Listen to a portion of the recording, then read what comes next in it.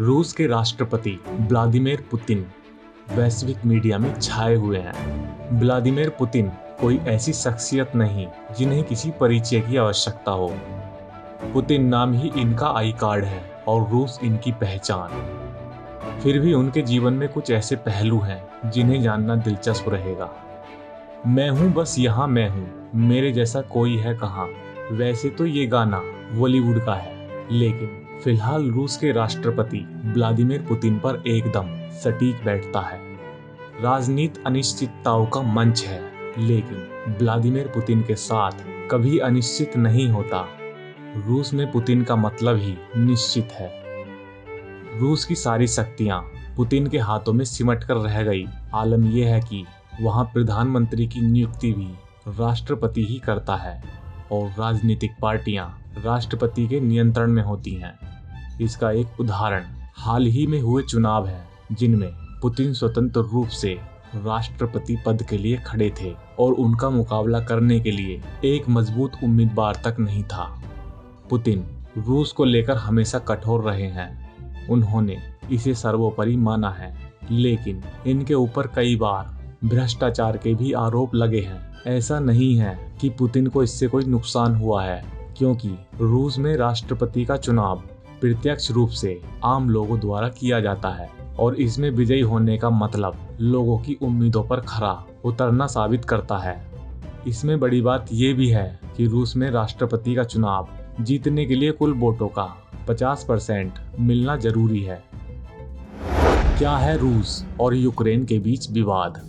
Ukraine रूस की सीमा से लगा एक देश है और इसी देश की सीमा में दो राज्य डोनेत्स्क और लुहांस्क आते हैं, जिन्हें रूस ने अलग देश की मान्यता दे दी है। इसी को लेकर रूस और यूक्रेन के बीच काफी तनातनी के बाद अब जंग शुरू हो चुकी है।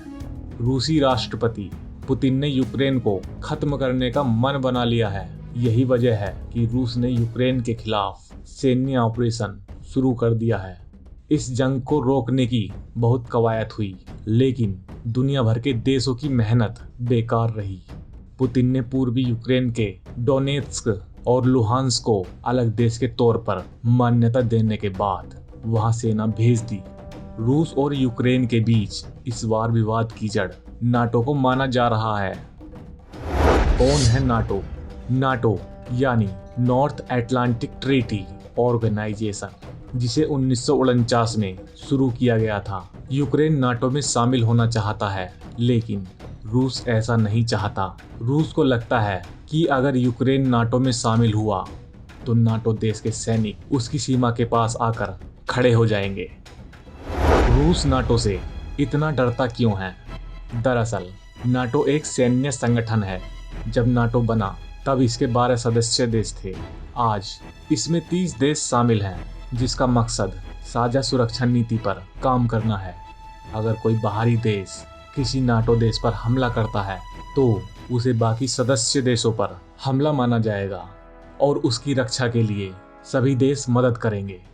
दूसरे विश्व युद्ध के बाद सोवियत संघ के बिखरने के बाद दुनिया में अमेरिका ही एकमात्र सुपर पावर बन गया।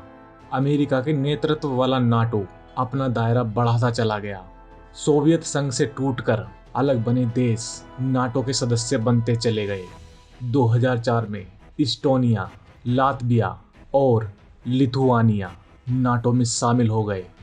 2008 में जॉर्जिया और यूक्रेन को भी नाटो में शामिल होने का न्योता दिया गया था, लेकिन दोनों देश सदस्य नहीं बन सके। हालांकि ऐसा भी कहा जाता है कि एक समय रूस को नाटो सदस्य बनाना चाहते थे, लेकिन अब पुतिन नाटो से चिढ़ते हैं।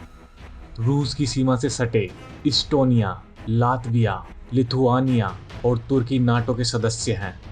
अगर यूक्रेन भी नाटो से जुड़ जाता है तो रूस पूरी तरह से घिर जाएगा और यही उसे गवारा नहीं। पुतिन का तर्क है कि अगर यूक्रेन नाटो में जाता है तो भविष्य में नाटो की मिसाइलें यूक्रेन की धरती पर मिनटों में आ जाएंगी, तो रूस के लिए बड़ी चुनौती है। रूस चाहता है कि पूर्वी यूरोप में नाटो अपना विस्तार बंद करे। पुतिन यूक्रेन के नाटो में शामिल न होने की गारंटी मांग रहे हैं। वो ये भी चाहते हैं कि पूर्वी यूरोप में नाटो अपना विस्तार 1997 के स्तर पर ले जाए और रूस के आसपास हथियारों की तैनाती बंद करे। इसके अलावा रूस ने उन 14 देशों को नाटो का सदस्य बनने पर चुनौती दी है जो वार्सा संधि का हिस्सा थे। 1955 में नाटो के जवाब में वार्सा संधि हुई थी, जिसका मकसद सभी सदस्य देशों को सैन्य सुरक्षा मुहैया कराना था। हालांकि सोवियत संघ के टूटने के बाद इस संधि का भी बहुत ज्यादा मतलब नहीं रह गया।